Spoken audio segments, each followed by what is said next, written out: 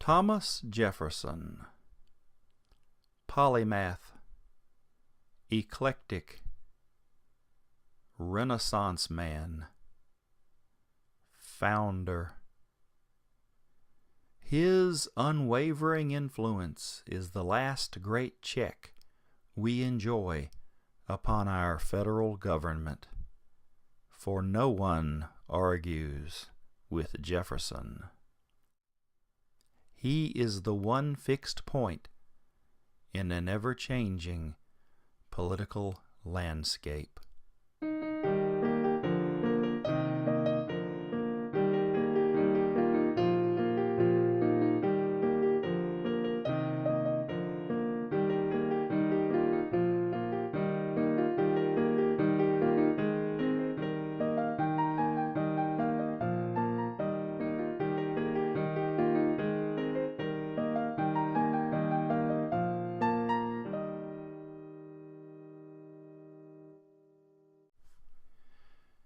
He is the very architect of our unique form of independence, and his writings and beliefs are a permanent standard by which we recall the spirit of '76, the principles of '98, the Revolution of 1800, and the 24 years of marvelous Jeffersonian rule, which culminated in the era of good feelings. Thomas Jefferson is the archetype of the ideal president. Thomas Jefferson's 19,000 letters were written predominantly to remind the faithful of their place in this country, and to warn the reprobate of the dangers of backsliding into the British system of monarchy that was, at that time, being championed by Alexander Hamilton and the newly formed American political party system, that divisive creation of the Northern Federalists in New England. From sunrise until 2 in the afternoon, Thomas Jefferson was committed to the writing table, continually making his case for the government of the Republic to such as Dr. Benjamin Rush, Thomas Lomax, Gideon Granger, and the magnificent Lafayette. He was forever trying to dissuade the likes of Elbridge Gerry, Abigail and John Adams, and even the faithful James Madison, whenever his noble foot would slide back towards the primordial influence of Alexander Hamilton. Men, by their constitutions, are naturally divided into two parties: those who fear and distrust the people and wish to draw all powers from them into the hands of the higher classes, and those who identify themselves with the people, have confidence in them, cherish and consider them as the most honest and safe. In every country these two parties exist, and in every one where they are free to think and speak and write, they will declare themselves. Call them by whatever name you please.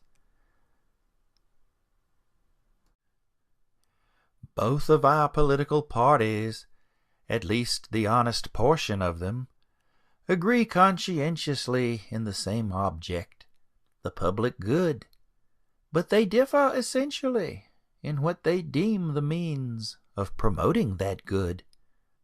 One fears most the ignorance of the people, the other the selfishness of rulers independent of them.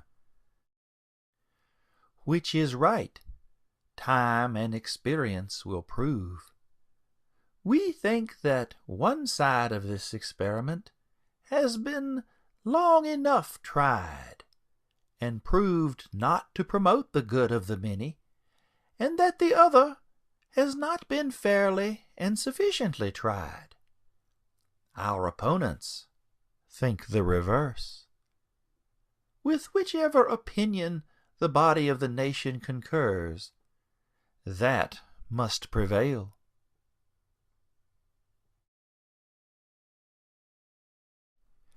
The Tories are for strengthening the executive and general government.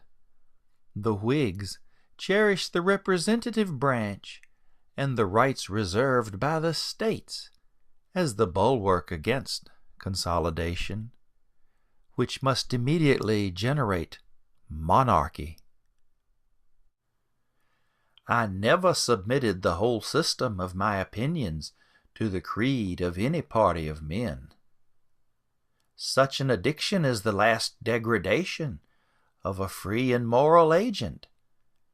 If I could not go to heaven but with a party, I would not go there at all.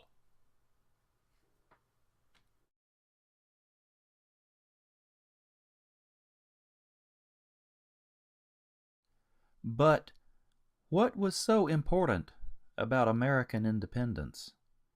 And why was Thomas Jefferson so determined to champion the cause of American freedom?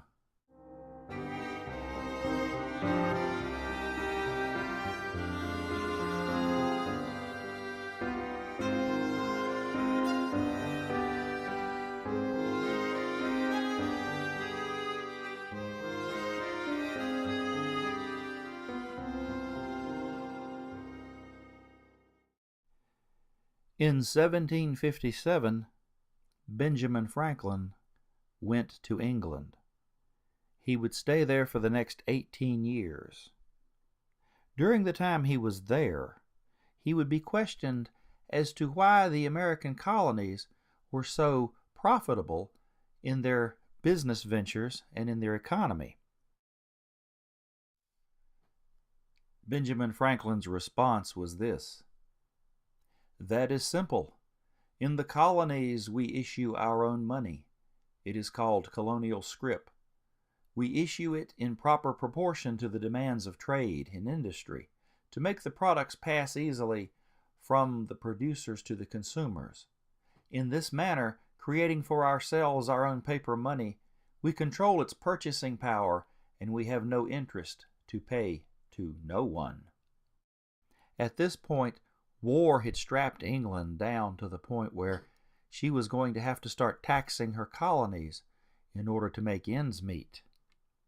In response to this, the English Parliament hurriedly passed the Currency Act of 1764, causing colonial scrip to become illegal, and making the colonies pay their bills and taxes in gold and silver specie only. According to Benjamin Franklin, in 1 year the conditions were so reversed that the era of prosperity ended and a depression set in to such an extent that the streets of the colonies were filled with unemployed. The colonies would gladly have borne the little tax on tea and other matters had it not been that England took away from the colonies their money, which created unemployment and dissatisfaction. The inability of the colonies to get power to issue their own money permanently out of the hands of George III and the international bankers was the prime reason for the Revolutionary War. And so it was, as it is with all wars. It was over money. And once the Revolution was won, it would take the whole efforts of every American patriot, past, present, and future, to stop the bankers and the Federalists from trying to get wealthy from the workings of our general government. And that was Thomas Jefferson's main purpose, to provide for us a clear way back to the path, should we ever stray from it.